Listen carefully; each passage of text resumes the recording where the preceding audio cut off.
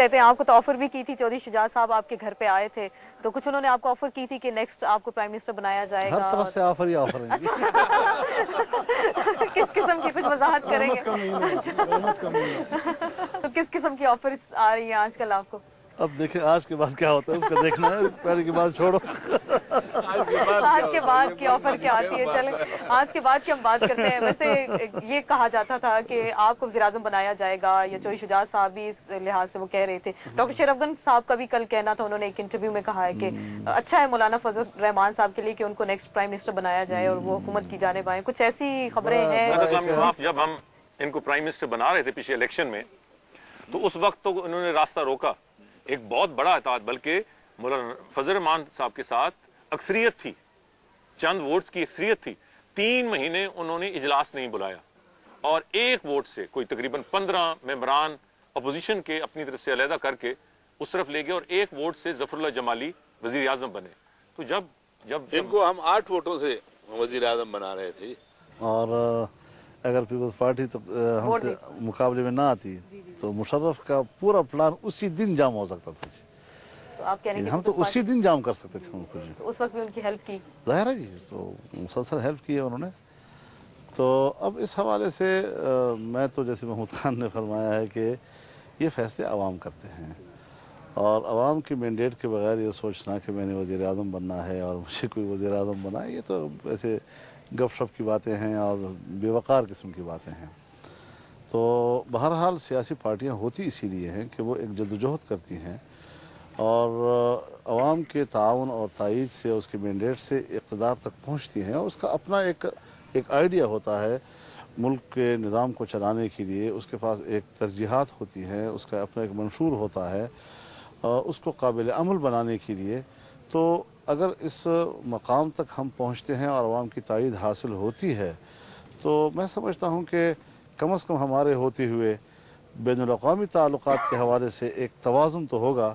یہ غلامی اور عقائیت کا جو تصور آج ہم محسوس کر رہے ہیں, اس سے تو انشاءاللہ نکلنے کی طرف جائیں گے. پریزیڈنٹ مشرف کا یہ بھی کہنا ہے, حکمران جماعت کے اکثر اراکین پارلیمنٹ کا یہ بھی کہنا ہے کہ اپوزیشن اس طرح کے فیصلے کر رہی ہے, اس طرح کے احتجاج کر رہی ہے جس سے مارشل لاء کی جانب ملک کو لے جایا جا رہا ہے.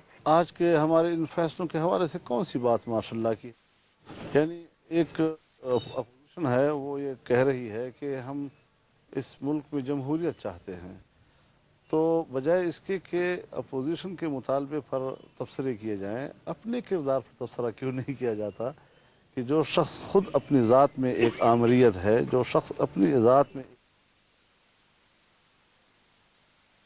کا قتل ہے, وہ کہاں پر جمہوریت کے لیے اتنا فکر مند ہو سکتا ہے کہ جی ہم جو کچھ کر رہے ہیں خدا نخواستہ جمہوریت کا خواب جو ہے وہ تار تار ہو جائے گا اور پراگندہ ہو جائے گا. جھگڑا صاحب اور نثار صاحب دونوں سے میں پوچھنا چاہوں گی, مخدوم امین فہیم صاحب نے دوبارہ سے دعوت دی ہے آپ لوگوں کو کہ آپ اے پی ڈی ایم کو چھوڑیں, اے آر ڈی میں آئیں اور اے آر ڈی کے پلیٹ فارم سے اپنی جدوجہد کو آگے بڑھائیں. تو آپ ان کی اس دعوت کو کس طرح سے قبول کریں گے؟ میں سمجھتا ہوں کہ پیپلز پارٹی اور ہمارا اب جو خلیج ہے وہ بہت بڑھ گیا ہے, اور مسئلہ صرف وہاں تک محدود نہیں ہے کہ انہوں نے اے پی ڈی ایم کا ساتھ نہیں دیا. ہم اس پارٹی کا کیسے ساتھ دے سکتے ہیں جو لال مسجد پہ حملہ ہوتا ہے تو وہ اس حملے کی حمایت کرتے ہیں؟ ہم ایک ایسی پارٹی کی حمایت کیسے کر سکتے ہیں جو غیر ممالک میں بیٹھ کر یہ کہتی ہے کہ میں اے کیو خان جو پاکستان کا آج بھی ایک قومی ہیرو ہے اس کو امریکہ کے حوالے یا آئی اے ای اے کے حوالے کر دوں گی. یہ وہ بنیادی نکات ہیں جس کے حوالے سے ہم سمجھتے ہیں کہ اب ہمارا اور پیپلز پارٹی کا راستہ بہت جدا ہو چکا ہے, اور دور دور تک ہمیں ہماری راہیں کوئی نزدیک نظر نہیں آتی. اپوزیشن کی تمام سیاسی جماعتوں نے استعفے تو دے دیے ہیں, ابھی جمع بھی آپ کرائیں گے اسپیکر قومی اسمبلی کو, اور مخدوم امین فہیم صاحب پیپلز پارٹی کے صدارتی امیدوار ہیں. تو اب آپ کیا سمجھتے ہیں کہ پیپلز پارٹی نے, جیسے نثار صاحب کا کہنا ہے کہ ان کی تمام پالیسیز کو ایک دوام بخشا ہے, ہم نہیں چاہتے کہ ہم اپنی سیاسی رفقا کے خلاف کچھ بات کریں, لیکن عوام کا بھی حق بنتا ہے کہ ہم اپنا معافی ضمیری ان تک پہنچا دیں. پیپلز پارٹی کا موجودہ رویہ قابل قبول نہیں ہے. معمولی یہ دنیا جانتی ہے, 12 اکتوبر سن 1999 کو پرویز مشرف صاحب نے جو حکومت پہ قبضہ کیا, یہ انتہائی غیر آئینی, غیر جمہوری اور غیر قانونی کام ہے. मेरी ज़ाती राय ये है और आइन भी ये कहता है कि जिस जिस शख्स ने भी, चाहे वो पार्लियामेंट का मेंबर हो, चाहे पार्लियामेंट के बाहर हो, उनकी तादाद सैकड़ों में हो, उनकी तादाद हज़ारों में हो, जिस जिस शख्स ने उनका साथ दिया है, स्पीकर समेत, सेनेट के चेयरमैन समेत, हमारे वज़रा आला वज़ीरों समेत जिस जिस शख्स ने भी उनका साथ दिया है, वो काबिल सज़ा मुजरिम है आइन के तहत। सिर्फ मेरे मुशर्रफ अकेले नहीं है 6 आर्टिकल लागू हो जाए कि उसने बगावत की है। अगर किसी मर्द ने उसका साथ दिया है, मेरी राय ये है, किसी औरत ने साथ दिया है, पठान, सिंधी, बलूच, जिस पार्टी का भी है, जहाँ का भी है, उसकी दाढ़ी है, उसकी दाढ़ी नहीं है, वो उतने ही मुजरिम है जितना मुशर्रफ है। वो पीपल्स पार्टी मेरे ख्याल में उन मुजरिमीन में शामिल हो गई है। मैं कम से कम उनके साथ वो पुराना वाला रवैया नहीं रख सकता। पुराने वाला रवैया नहीं रखेंगे। मौलाना साहब, डॉक्टर शेर अफजल खान न्याजी का कहना है कि अगर 2 सूबाई असम्बलियाँ ख़त्म भी हो जाएं और अपोजिशन कौमी असम्बली से भी इस्तीफे दे दे, फिर भी इलेक्टोरल कॉलेज ख़त्म नहीं होगा और सदर इन्हीं असम्बली से इलेक्ट होंगे।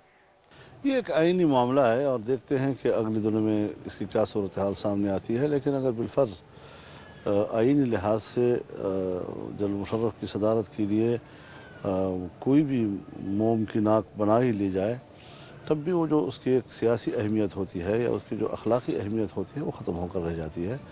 तो उसकी जो सियासी क्रेडिबिलिटी है वो बाकी नहीं रहेगी। बहरहाल आने वाले दिनों की हम जब बात करते हैं, इस्तीफे तो दे दिए, जॉइंट आप लोगों के फैसले आगे, आने वाले दिनों में हमें अपोजिशन मुतहद नज़र आएगी। पाकिस्तानी सियासत को जब देखा जाए तो अपोजिशन हमें किस हद तक मुतहद नज़र आएगी?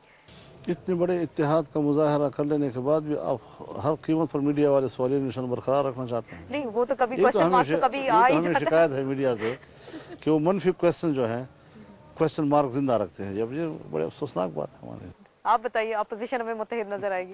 अपोजिशन में इन दो जलसे किए पीडीएम ने। एक पिंडी में किया, पहला जलसा था, आप यहाँ नज़दीक होंगे, आपने देखा होगा। कोयटे में जलसा हुआ, यानी आप किसी भी मीडिया वाले से जो हमारा बदतरीन मुखालिफ भी हो उससे पूछ लीजिए, कोयटे की तारीख़ के बहुत बड़े जलसों में ये जलसा शामिल था। भी आप बैठे हुए थे जब मौलाना साहब ने ऐलान किया कि फ़लानी तारीख़ को अकरम दुरानी साहब गवर्नर साहब को डिसोल्यूशन के लिए कहेंगे। यहाँ खड़े सैकड़ों लोगों में से कोई भी ऐसा आदमी नहीं रहा जिसके मुंह से मुस्बत किस्म का नारा ना निकला। प्रेस में सारे प्रेस समेत सबने बैक आवाज़ चीख के कहा, बाज़ ने नारे तकबीर के नारे लगाए। मतलब यही सिंबॉलिक है सारे मुल्क का। हमारे मुल्क के लोग अब इस बात में मुतफिक हैं कि पाकिस्तान की सियासत में अब मज़ीद जर्नेलों और कर्नेलों और ब्रिगेडियर ज़मीर साहब और ब्रिगेडियर एहसान साहब इनकी गुंजाइश नहीं है। आखिरी बात, हुक्मरानी तो आवाम निसार ने कर साहब, आप क्या कहते हैं कि अपोजिशन हमें मुतहद नजर आएगी मेरा ख्याल आने है वाले कि दिनों में? अब जैसे मौलाना साहब ने कहा, उसमें तो कोई शक व शुबे की गुंजाइश ही नहीं है। हुकूमत जितनी मर्जी रुकावटें डाल ले, ये जो बुनियादी फैसला है हो गया। अल्लाह ताला की मेहरबानी से अपोजिशन आवाम की आवाज़ है और जो मौजूदा हुक्मरान हैं वो इस वक्त पाकिस्तान की आवाम की नफरत का शिकार हैं। और आप देखेंगे आइंदा चंद दिनों में और चंद हफ्तों में जब ये अपोजिशन इकट्ठी होकर निकलेगी तो आवाम का इंशाअल्लाह ताला एक समुंदर इसके साथ होगा। और आप देखेंगे कि अब वक्त मौजूदा हुक्मरानों के पास बहुत ही महदूद है।